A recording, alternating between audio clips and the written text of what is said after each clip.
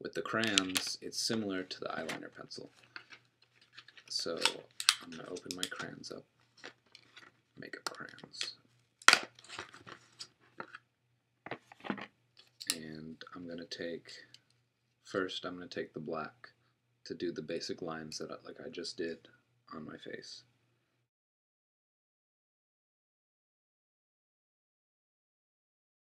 Much like this, if you want. And this is like if you don't want just the really simple dead look, this is where you're going to start off with the more accelerated dead look. You can see that my eye looks a lot like more like zombie-ish. And now that you have that in, you're going to add further lines of the same thing, like following the patterns of folds lines, like that. And then you can go in and just add a little bit of shading. You don't want to add too much, you don't want to overload your face with this right now, because we're going to be going over this with different colors to further enhance the dead look. So ballpark just enough coverage to say that you have enough to blend out to darken those areas, much like that. And then you're going to go in with your Q-tip or your finger or your brush. I'm going to use the brush again, and you're going to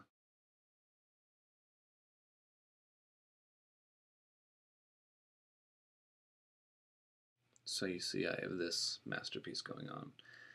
And what I'm going to do next is I'm going to take some red and some green, and I'm going to add to the lines. Like I'm going to go over some places. Just it's at your discretion really where you want to take it. I would say the darker areas, like the really dark areas, like inside the cheekbone, like have the green more prominent and have the red above the green, so it looks bruisey and mottled. So for example, I'm just going to start off by outlining.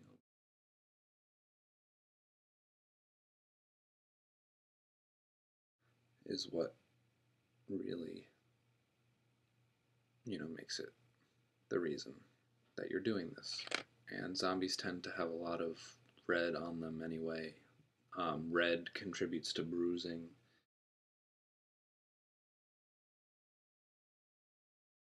And you can make it messy. Just don't over smudge everything all together, because there's a point between having good blending and having too much and just having sort of like a mess. And you can see I already, I kind of messed it up in here. So using the darker color will help pull it back together. Now, alternatively, you could do this entire look using skin tones. This is my LA Colors Flesh Tone Makeup Palette. Use the flesh tones to make this look, and I've done that before. I'm pretty sure that I used that in my Undead look on my Facebook page, because I was going for a more sun-baked, I was walking on the highway when I got bit, and I managed to avoid getting too much blood on me look. So you see, it looks a little Christmassy, but once you blend it out, it comes together. There's always the opportunity to branch off into some sort of prosthetic makeup. There are many, many tutorials online on YouTube on how to make everything coming off of your face, coming off of your body, that makes you look undead, like having an eye hanging out, or having like the ridge of your nose is a common place to, accentuate, because it's your skull sticking out of your face. Lots of people use nose wax or latex. You can just build up a ridge of latex using a little bit of tissue paper and the latex on the edge of your nose, and just blend out by tapping more latex around at the edges. It's up to you, really, how far you want to go with this, how much you're willing to experiment. And you can add a little bit of color in your nostril area to sort of, you know, like, oh, rotting stuff is pouring out of my nose. You can make it look like your lips are cracking by using black again, drawing lines coming out from the inside of your mouth. Have them taper up, like you're like thicker at your mouth and thinner as they come away, like that.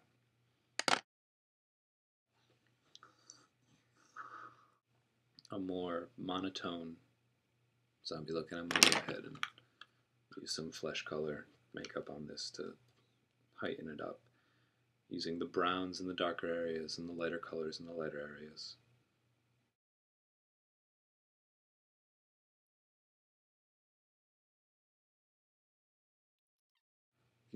You can lighten up. If you've gone too dark and you feel like you want to have a lighter tone going on, you can take a white crayon and just go over all of the darker lines. Not too much, obviously, but the white and motion over the lines will help lighten it up significantly and blend it out like that.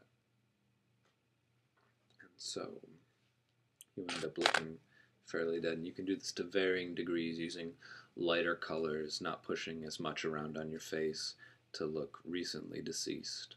Or like I have, you can have the full rot type of going on. And what you can also do is you can take a generic cream makeup palette and you can model yourself up, and because skin obviously isn't all one shade of color, you can take, I'm dabbing in some yellow on a brush. This brush it's got wide set bristles so that it isn't like putting down just a solid line of color. It's going to put down dots, and you can just stipple that all over the place to get this to further enhance your decrepitude. Like make so that it makes like a little bit of like ridges on your fingers, like really tack it up and then tack it around. And it adds a nice gooey type of texture around your face. I'm just going to keep doing that a little bit.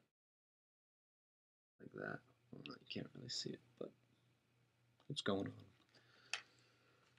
And so you have this sort of rotting type of zombie look going on.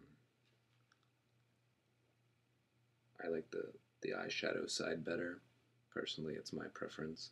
You can simplify, you can use fewer lines, you can use more lines, you can look wrinkled and cracked like you were in the desert type of zombie, or you can look like you were recently driving your car on some highway type of zombie, you know, like, and go find some inspiration, like zombie movies, like they have some assortment of different types of zombies, like all sorts of different methods of when they die and then come back, and where have they been. You can splatter fake blood all over yourself. You can put it dripping just on one side of your face like you got hit in the head.